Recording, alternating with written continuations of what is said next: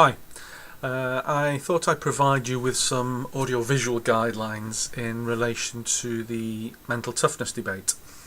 Please bear in mind that there will be a whole folder on Blackboard with written support for the debate. So you may wish not to watch this, but hopefully I'll cover all that's captured in the written guidelines. So why the debate? I suppose one of the very basic reasons, it just might liven things up. It's a change from the straight lecture type format. That's only a small part of the rationale. I think that opportunities to engage in an active debate about whatever topic within psychology is they're quite rare as opportunities go. So here's an opportunity for you to do that, to actually get to grips with the arguments for and against a particular issue. And the issue itself lends itself to that kind of process. Mental toughness has been around for some time, but is still relatively young in terms of its existence within the corpus of sports psychology literature.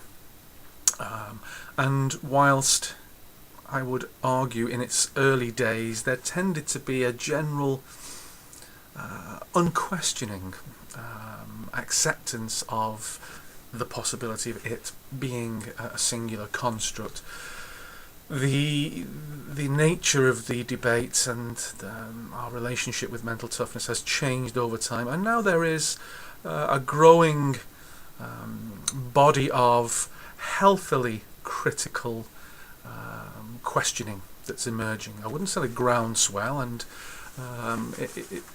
it's just, there's just more and more questions, and as I've indicated in the lecture, I certainly am one of what I would like to think of as a healthy skeptic. So the opportunity is here for you to follow the guidelines which I'll be provide you on Blackboard, to go away and do some focused reading, to read an edited transcript of the keynote speech, or one of the keynote speeches that was delivered at the FEPSAC conference in Madeira this year by Professor Sheldon Hanton, who was an engaging speaker, who was, to my mind, very realistic in his appraisal of the history of mental toughness and where it is currently. That's quite a useful thing to do. It's not often you get the chance to actually to almost hear a keynote speech. I mean, you clearly won't be hearing it, but to see exactly, more or less exactly what was being said. And there's accompanying reading that runs alongside the reading of Sheldon's keynote speech. The debate itself, another aim, it's to have fun. I'm not going to be collecting in or assessing the amount of work that you do in relation to this debate, but I hope that you will be motivated enough to do some of the reading, to formulate some thought in order that you can contribute to what could be, or should be, and hopefully will be a really lively debate. I will chair the session, and when you come in, you will have at your disposal a list of arguments for and against the existence of this of mental toughness as a concept.